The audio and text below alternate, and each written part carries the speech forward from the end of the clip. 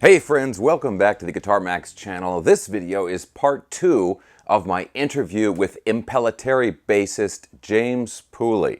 So part 1 had some really great advice to musicians, and in part 2 he's going to talk a little bit more about playing in the band. He's been in the band for 30 years now, and he's got some amazing experiences to share. Now, actually, to start off this section of the interview, we talk about his time in the mid-'80s in Los Angeles studying at Musicians Institute. Talk about a prime time to be part of the LA music scene. He was there. After that, we go on to talk about some of his standout memories from being in Impellitteri and also his recent induction into the Metal Hall of Fame. He also has extra advice for musicians trying to balance multiple projects, and he gives away the secret to the Geezer Butler bass tone. Okay guys, we'll get right into this, but as always, if you enjoy videos like this and you have not already subscribed, please consider subscribing right now. Okay, now here's part 2 of my interview with Impellitteri bassist James Pulli.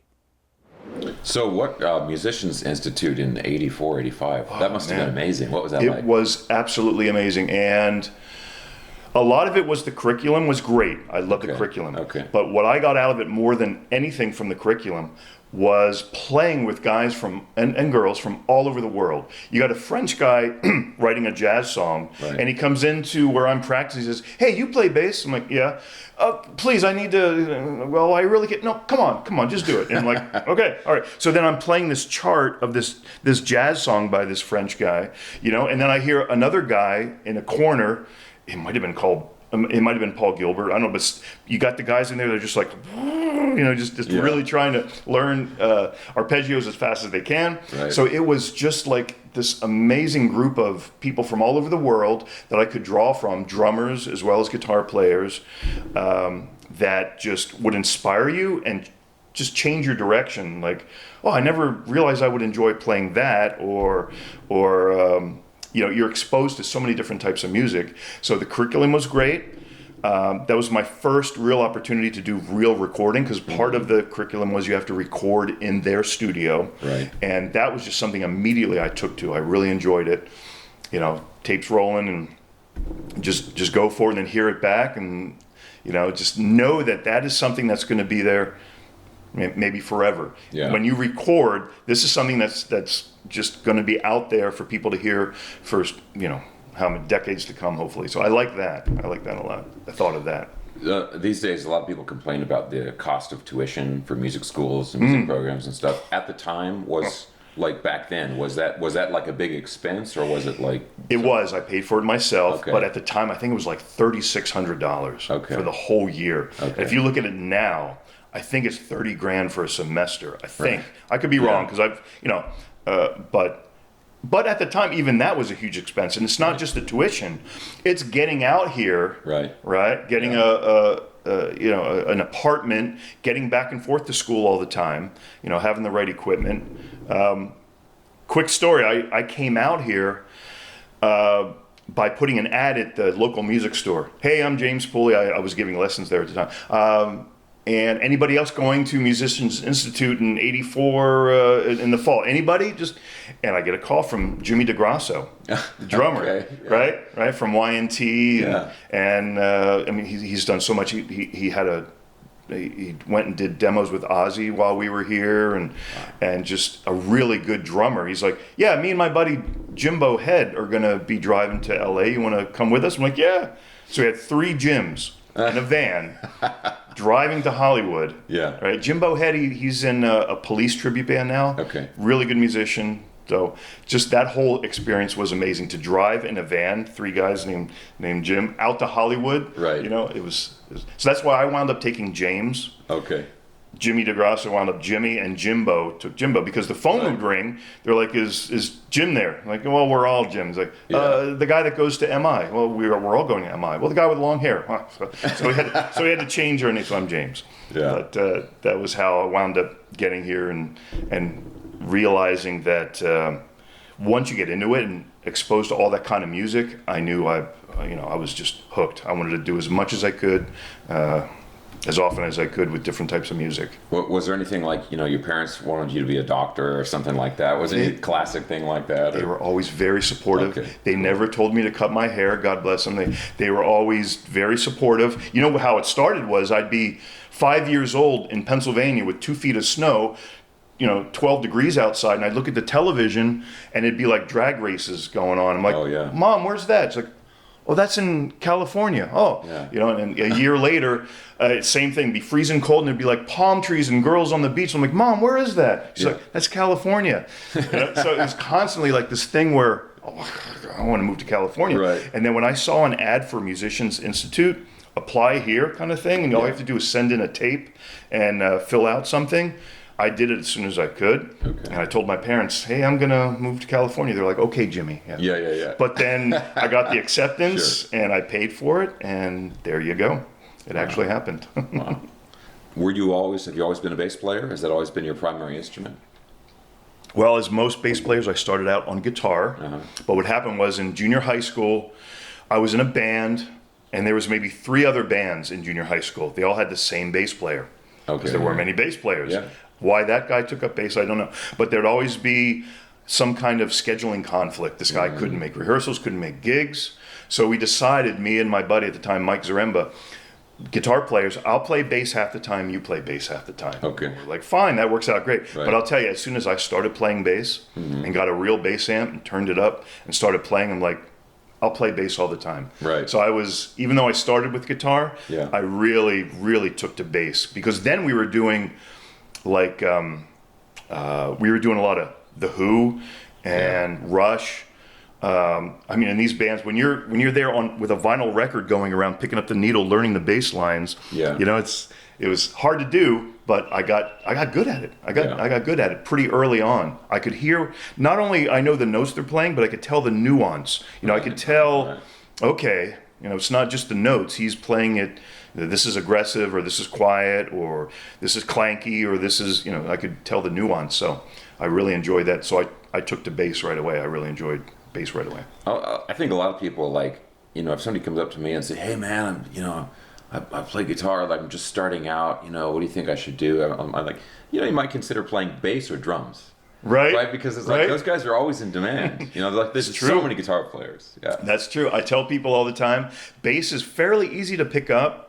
Not to be great at it, it takes a while, but at least you don't have to learn those, bar chords and everything. Right. You can get into a band fairly quickly. Just practice with a good drummer or a metronome as much as you can, and play live. Get out of the bedroom and play with another drummer that's, live as much as you can, because early on, I think that's what really did it for me. From the time I was 14, 15, learning like who the real me and my generation and all the early Rush stuff, with a drummer that was also at the same pace as me, and we both kind of, really learned from that, because it's different than sitting in your bedroom playing to an album. Yeah. But one-on-one with a drummer, I think is really, really very valuable.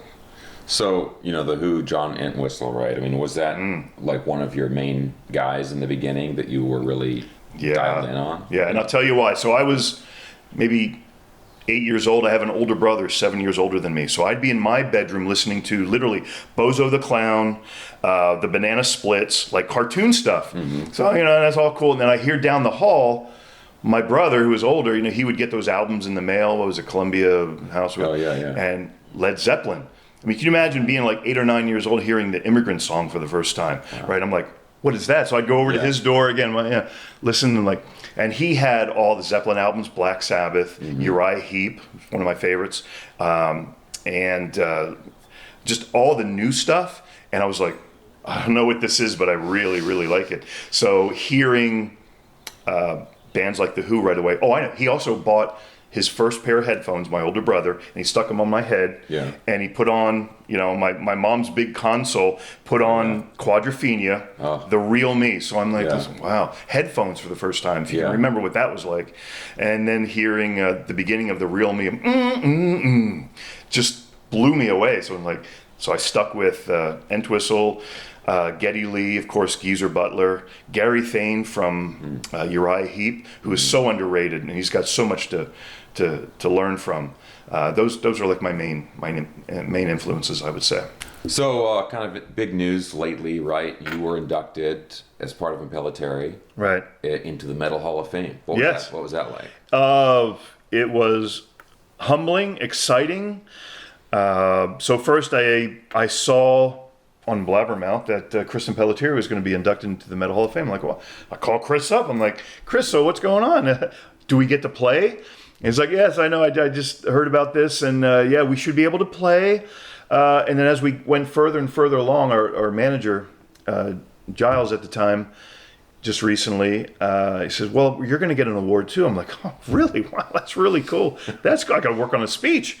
So, and then I realized the same thing we were talking about earlier, Max, and that is that I have been in the band longer than anyone else besides Chris. Right. Having a few singers and a plethora of drummers, but I have been with him the longest through all of those albums. So it felt good. It felt really good. It felt good to be recognized, along with Lou Gramm, Twisted Sister, Raven. I love Raven. Yeah. So those were all great people to be mingling with. I go backstage and there's Steve Vai, Doug Pinnick from King's X, please. Rudy Sarzo was back there, and I have a funny Rudy Sarzo story. So if we have time, you can ask me about that. But all of that was it was great to feel, like being in there with all those other greats and being recognized for all that time. Because Impellitteri, they haven't sold 1 million albums here or 1 billion albums here in America. But the metal fans, the guitar players, and other people that are in the industry really appreciate what we're doing. So it was great to be recognized for that, I would say. Right. It was great. Well, yeah. So tell me the Rudy Sarzo. Oh story. my God! So scheduling. I'm in a tribute band. I have other things going on, and Chris says, "Hey, we're going to play South Korea." I'm like, "Wow, great!" It was a huge festival, and I'm looking at my calendar. And unfortunately, one of my downfalls is I have integrity. I have the tribute band. I'm like, there's 3 shows in a row, like right during that time. Yeah. And I didn't even want to bring it up with the other guys. I just said, Chris, I would love to do it, but I really can't. He said, okay, we'll find somebody. Mm-hmm. They find Rudy Sarzo. Right. Chris is friends with Rudy Sarzo, right? Yeah. So we're at Mates rehearsing for something else because we had other shows coming up. And here Rudy Sarzo comes in. And he's got his iPad, and he's like, so I'm going to record you playing all of the Impellitteri songs on my iPad. What? Now, a little history here. Growing up, I saw the first Ozzy tour with Rudy Sarzo and Randy Rhoads. Okay. I saw the first. I was up close. Yes, I got chills just now. Yeah. Watching that, and I was blown away. Also, I saw the next tour. I saw the very first show without Randy. Okay. With Bernie. Okay. Bernie. Right, so there had been like a few weeks off. They were rehearsing in Bethlehem, Pennsylvania, close to where I live. I had no idea. But when Randy, had passed away, they got Bernie to play. Mm-hmm. I saw the very first show. Now, it was on like April, it was scheduled for April 1st. I think they played April 3rd. I thought it was like Ozzy's April Fool's joke, like Randy's actually alive, which is sad. I discussed this with Rudy, and it's probably bad taste, but that's what was going on in my mind when I was that young. I'm like, well, Ozzy's got a April Fool's joke. Randy's going to be alive. But I went there and it was Bernie. So Rudy was, you see Rudy in the first 2 shows, tours with especially the first one with Randy. And then on Whitesnake with that double neck Steinberger. I still have to ask him about that. Do you still have that? Yeah. So Rudy was like... he's a bass god to me. Yeah, and here he's like, I'm going to film you. And I want to learn everything you're playing with Impellitteri. So I had to stand there, which, it makes things so much easier for him. But he had to learn the Korea show. Yeah. And so here I am with Rudy 2 feet away from me playing my bass lines to Impellitteri and recording it. Yeah. But it went well. We were laughing, having a good time. It went well. Well, if you're going to be like, if somebody's going to fill in for you, you want it to be could Rudy you get Sarzo. somebody notable, Chris? Right, Come on.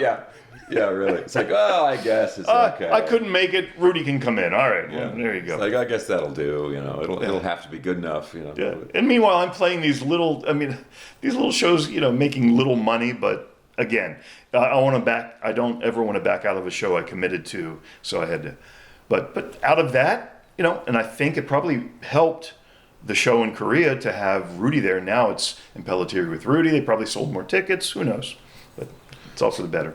So there have been a lot of, throughout Impellitteri's career, the band's career, right? There have been, I feel like, kind of big moments, right? I mean, a lot of people talk about, Stand in Line, and then I think the kind of 90s albums like Screaming Symphony and Answer to the Master, that kind of stuff was kind of like a very, when I think of Impellitteri, I kind of think of that stuff, right, first. And then you had the stuff around the early 2000s, like System X and Crunch and albums like that. Right.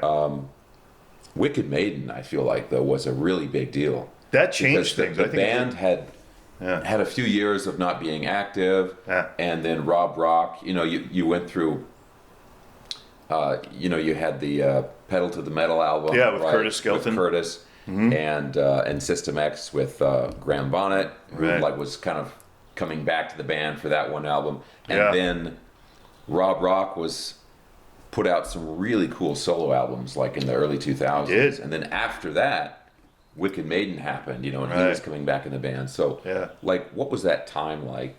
I mean, was it a fun, like, exciting moment to have this awesome album come out? Yeah, well, it was, because the way that it works is, it might be quiet for a while, and then Chris will call me and it's like, hey, we're working on a new album. Are you available through these times? I'm like, of course, I'm always there. This is a priority. Always a priority. Yes, you bet, Chris. So then he sends me the music. I'm like, wow, this is really cool. So I start playing with. I get together with Chris because he doesn't live too far away.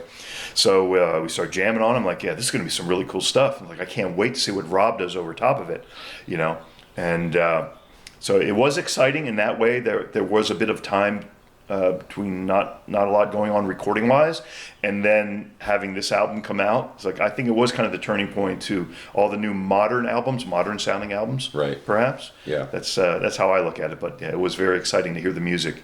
Yeah. Well, there have been different bands where they have that thing where they have a little bit of, some time goes by, a few years go by. It wasn't that long, but it was maybe 5 years or 6 years or something like that. But the bands kind of go, when they come back, they usually go in one of two directions. They either go and they do something they did before, right? Yeah, which is, where it's like, this is the sound or whatever, like Rolling Stones or something. It's like they put out a new album deliberately sounding like their old albums, right?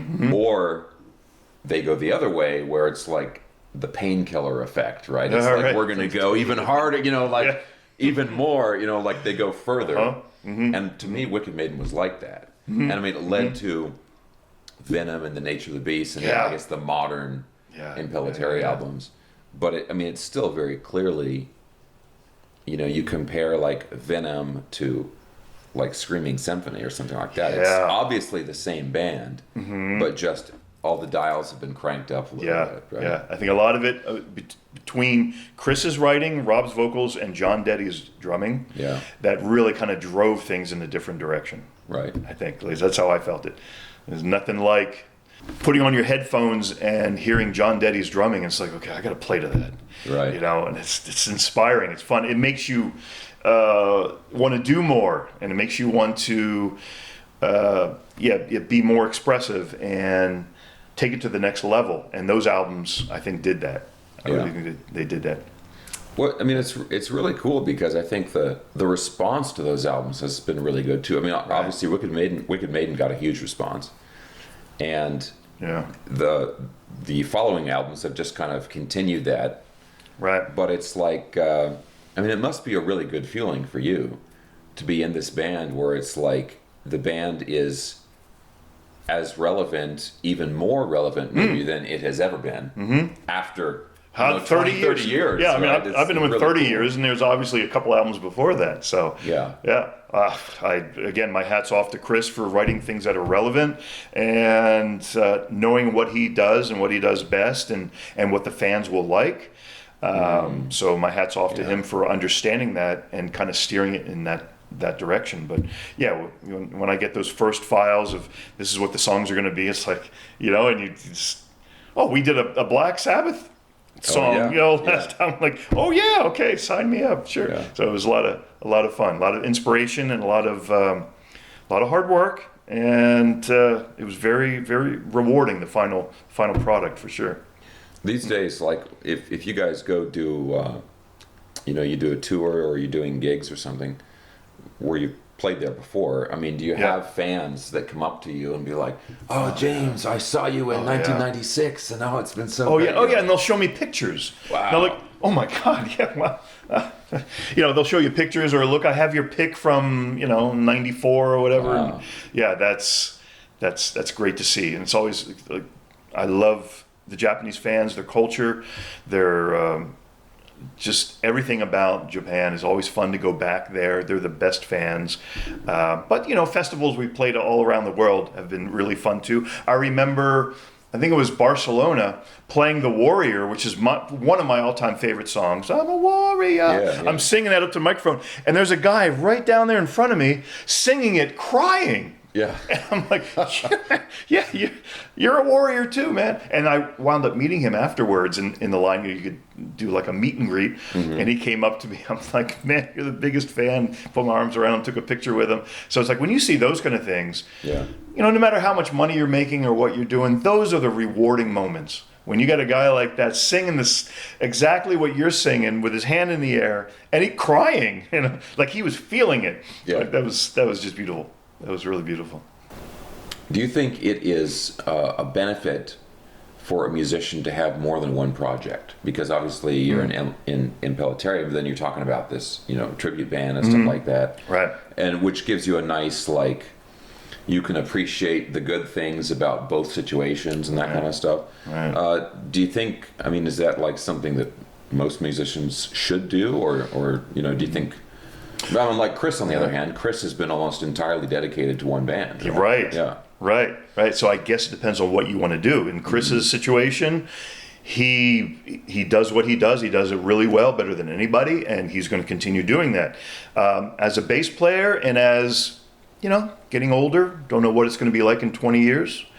I want to be open to do other things. I love playing smooth jazz also. Mm-hmm.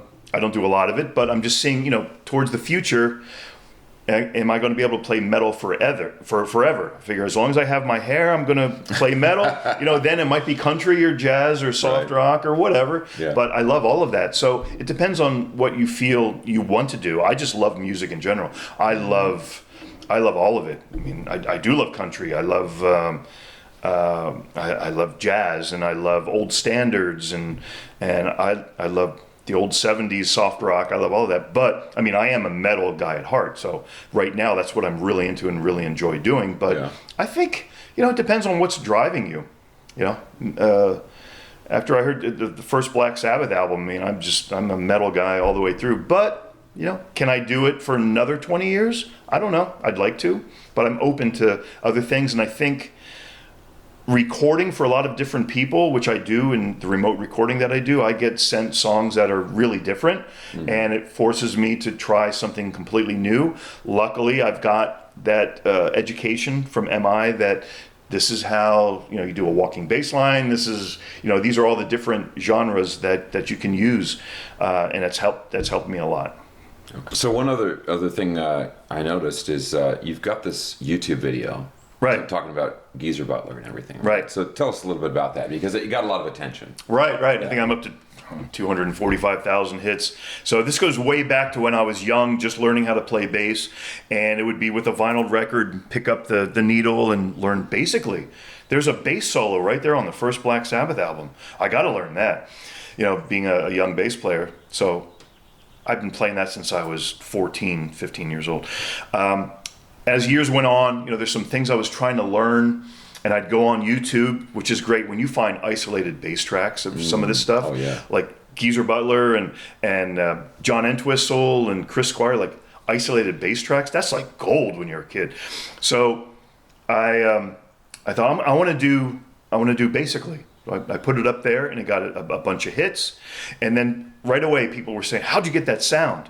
What is that amp?" And you'd have to see the crappy little amp that is. Right. It's the crappiest little practice amp. Dean Markley, nobody's ever heard of it. But, and I recorded it with a realistic $36 microphone. Okay, yeah. But what it's all about is how to play like Geezer. You have to play very aggressively. So I went through this whole tutorial on this is the song basically, this is how you have to play, and it's really all about you have to attack the strings up here. Yeah. So you got to get that clank, that percussiveness over the end of the fretboard there. Yep. So you have to clank the string against the frets, and just to me that was just. Hey, I watched a ton of videos of Geezer, and that's how he got the tone, and you can hear it. And then as soon as I started doing it, oh, well, that's how he does it. So I put that in my video as well. And the funny thing is after I posted that video, soon after, there's like 5 guys on there saying, how to sound like Geezer Butler. And then they go into detail about what you have to do is have to hit your strings up against the frets like that. I'm like, oh, okay. But hey, if it furthers people to learn how to play like Geezer and to further live music and metal and all of that, I'm all for it. So no harm done there. Well, you started a YouTube trend, and that happens, right? Because one guy will do something and it takes off, and all the other YouTube guys will be like, "Hey, that worked really well, right? And I can learn that too." I can do that. There we go. I can do that. But it's good because that encourages people also to just experiment, right, with the bass and like, well, what if I do this and what if I do that, and because oh well, Geezer Butler came up with this, and I didn't realize what he was doing. Yeah. And that it gives a spark in people's imagination. Yeah. I imagine because if you watch like the 1970 Paris show and. It had to have been so bludgeoningly, so loud, that he's trying to just get that percussiveness through.